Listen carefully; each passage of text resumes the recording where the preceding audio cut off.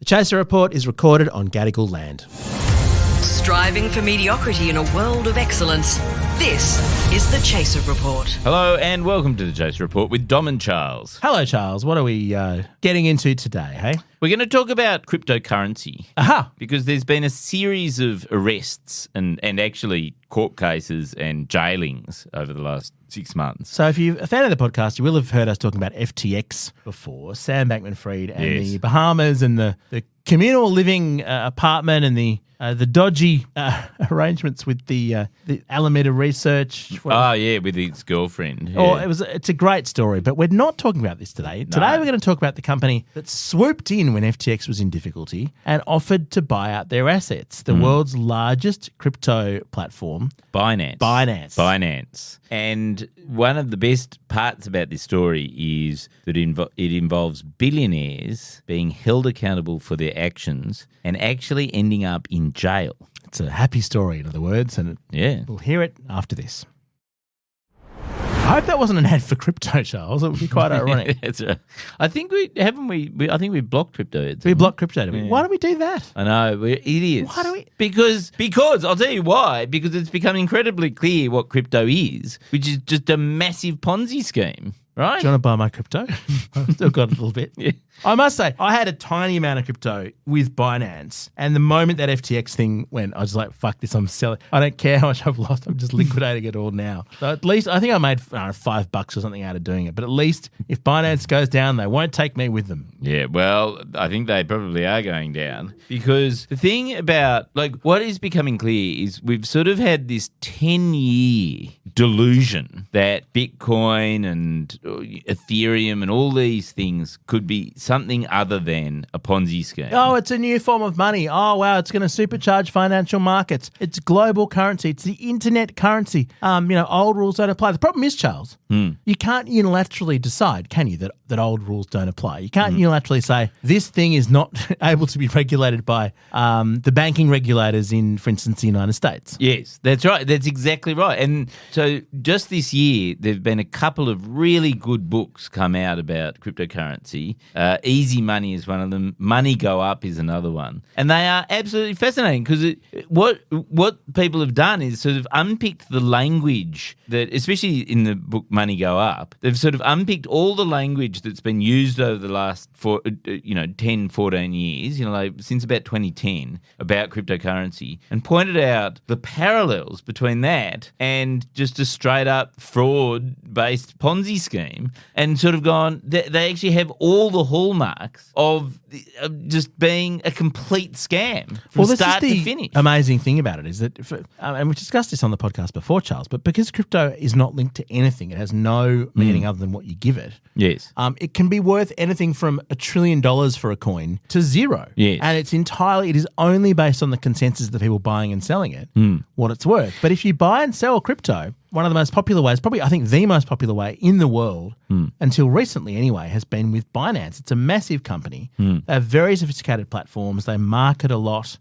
Basically, it's one of the first companies you'll come across if you try and buy and sell crypto, and they've got a lot of Australian customers. Yes, that's right. Even though,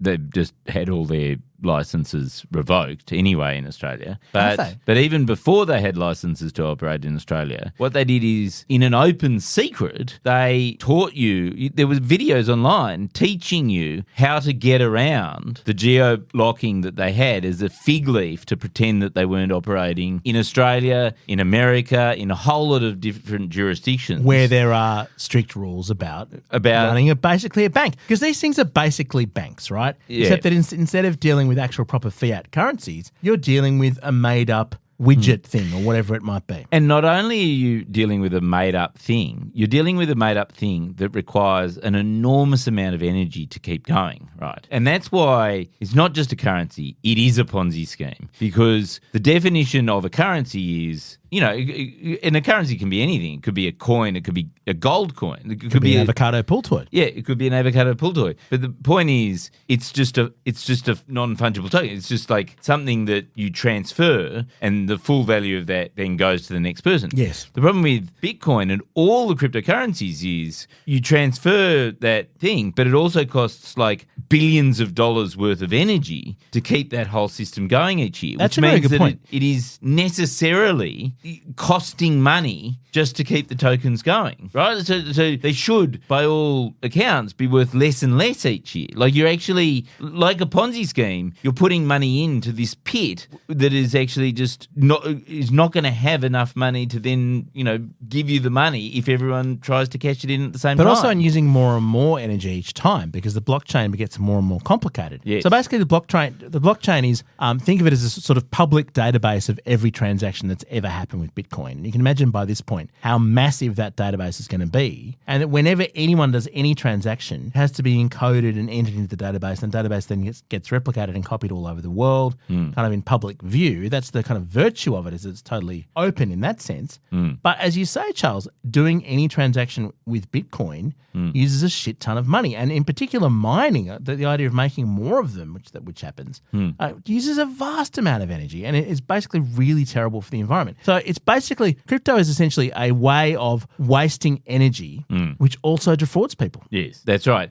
But the virtue and the reason why it's so good is for criminals, right? Like, so what happened was after 9/11, the US put in some pretty strict anti-money laundering rules because, now Al-Qaeda didn't need a huge amount of money to do 9/11, but, the money that they needed was in the, hundreds of thousands, possibly like $1 million or something like that. And if there had been stricter anti-money laundering laws in Malaysia and Germany and all the places that they hung out, there is every possibility that they would have known what was going on sooner, right? So America used that sort of opportunity in a way to completely crack down on the global system of international finance and brought in Australia and in America, it's called Know Your Customer legislation. Yeah. So essentially, you can't just walk into a bank and set up a bank account without everyone knows this. You need 100 points of ID. They need to know who you are, right? It's the opposite of the Swiss banks. Yeah. Basically, every transaction has to be accountable, which is why a couple of months ago, this bank that the Chaser banked with from about 1999 to about 2003 kept hassling me to provide ID, even though I was a customer of that bank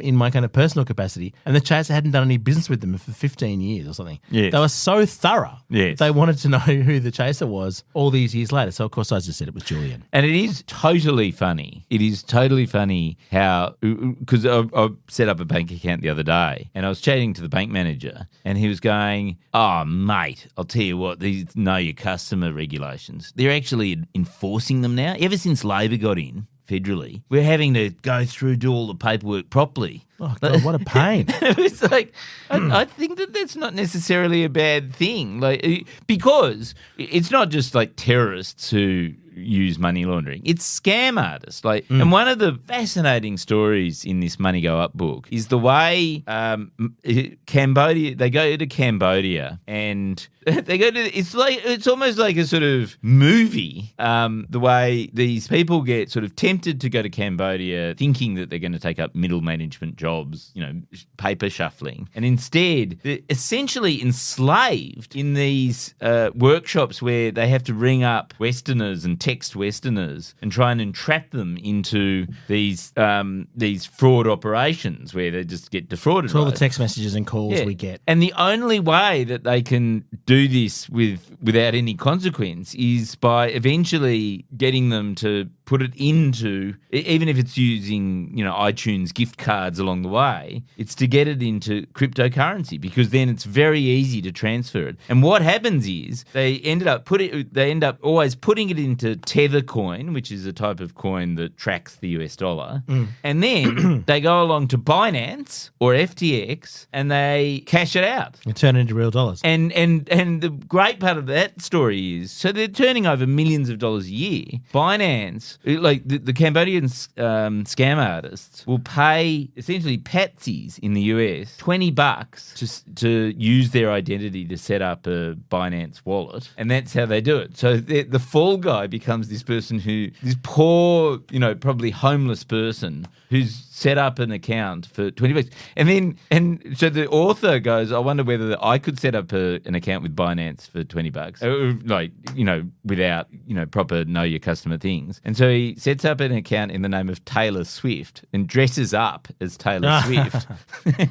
And they accept it. He's got a Binance account under the name Taylor Swift. So is that where all the money from her Eras tour is going? Anyway, so the point is, it's just terrible. It's terrible on every level. Like, it's basically supercharging money laundering, and therefore, how every day I get messages on my phone from scammers and going, how is this possible at such scale? It's because you read out your phone number. Because you read out your phone number on Studio 10. They all watched you. That's why I had to get axed. And they went. That's right. The Chaser Report.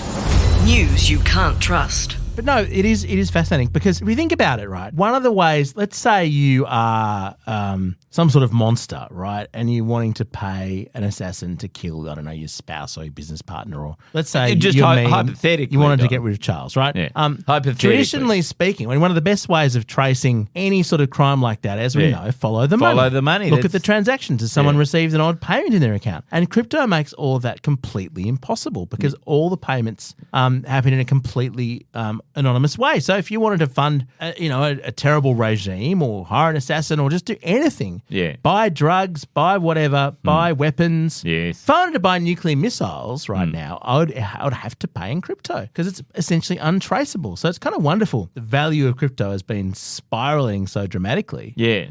Because if it all goes down, then the whole of that system of money laundering and crime will kind of have to shut down, you'd hope. Well, won't they just find a different way iTunes of doing vouchers. It? But it's the fact that you can become a legitimate billionaire by doing something so brazenly illegal is the founder of Binance is absolutely a billionaire. So overnight, Sam Bankman-Fried, we all know he was the FTX guy. He's now in jail and he's going to jail for a very long. He'll probably die in jail, right? There's this other guy, Changpeng Zhao, right? CEO until a few days ago of Binance. He is also going to go to jail, right? So they arrested him in the US and he's the CEO. He's worth $15 billion, right? In real money. In real money. And Binance makes itself out to be as legitimate as the Commonwealth Bank, right? It sponsors sports events. Yeah. It's sort of this weird thing. Well, FTX sponsored the Ashes. What does Binance sponsor? But imagine if, they arrested Alan Joyce for, oh, wait a minute, that would be good. But,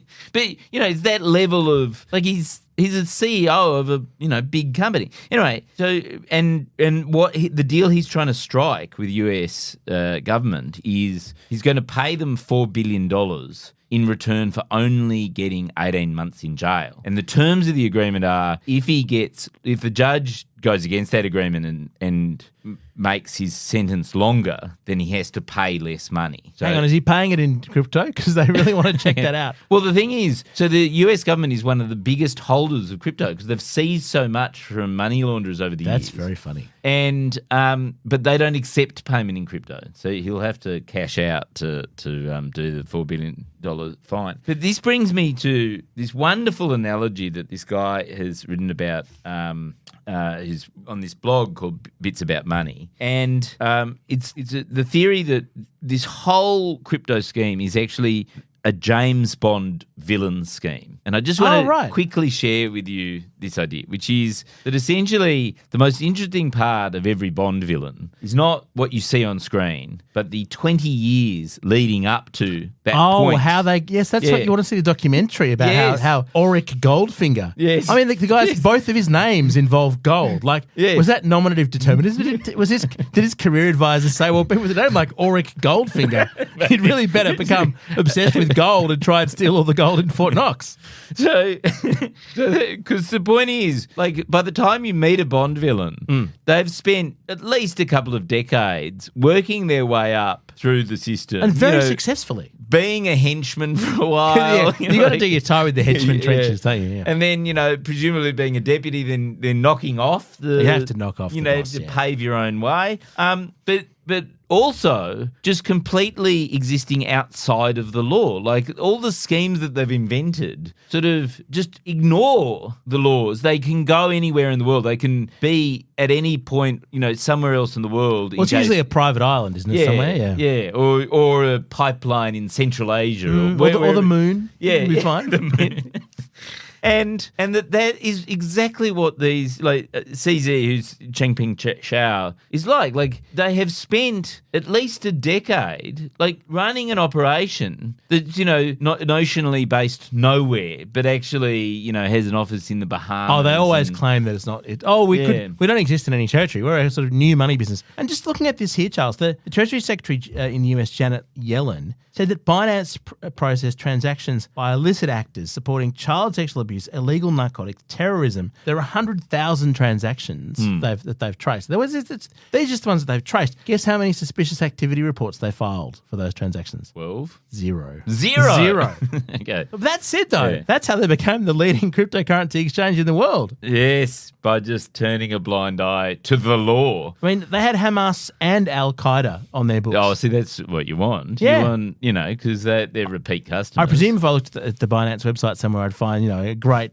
glowing declaration by Bin Laden about how fantastic their services are. It is as simple as that. They are just people who, and I think you can understand why, because actually over the last 20 years, the success of American capitalism has been, well, let's just break the law and then we'll change the law to make it not be broken. That's what Uber did. Uber did that. Airbnb did that. They would just they'd just say, oh, well, we'll just pay the fines, breaking down taxi cartels. I mean, I remember saying to the people from Uber Australia, I was talking to them on the day when Ubers became legal. And so I said, haven't you basically you're basically being rewarded for months of breaking the law and operating outside the law? And they're like, well, we see ourselves as disruptors coming in and changing things for the better. But yeah, they had operated illegally until basically they were popular enough. There was consumer pressure to make it legal. So we need to find an illegal activity, Charles, that we can do that gets popular. I don't think that's the lesson. The laws. That's not the lesson. Oh, what's the lesson? The lesson is that I think finally the law is catching up with these sort of fuckwits who keep on trying to corrode standards, and crypto's one of them. Like 10 years too late, but at least they're actually now starting to jail everyone. But the next great frontier in this activity is AI, right? Like if you go to ChatGPT and say, write me a Chaser article about whatever, cryptocurrency, say, it will say, here is an article in the style of the Chaser, and it has ingested all the work that you and I have done, Dom, and it just passes off the stuff that it's learnt from us as its own. They're making billions of dollars out of, well, not out of Chaser content, but out of doing that, and they're pretending that that copyright law doesn't exist when it actually does. That's one way of interpreting what's happening, to look at AI as the next big kind of card to fall. But the other way of looking at it is there is a vacancy for the world's most popular crypto exchange. Hello, let's get on that. Oh, okay. Yes, I think this might be a more profitable angle. So what money laundering coin? Chaser coin. Chaser coin. Yeah. Launder. Actually, I don't mind that. Coin. Launder coin. Yeah. Yes, and it should be a physical coin, and you can use it for your laundry. Yes, or bleach coin. Bleach coin. Yeah. I like it. It'll be live by the time you hear this, whatever we end up doing. Yeah. Buy crypto from us. At least we're going to tell you it's a Ponzi scheme, so you won't in any way. Ponzi coin. Ponzi coin. Actually, can we genuinely start that? Because actually, with a Ponzi scheme, it is rational to join a Ponzi scheme early on. Sure. Because you're just stealing from future investors. Okay, I'll figure out how to start a cryptocurrency. It'll be called Ponzi coin. Yeah. And they'll be the only people in the history of crypto to have been forewarned. Our gears from Road. We're part of the Iconiclist Network. Catch you tomorrow.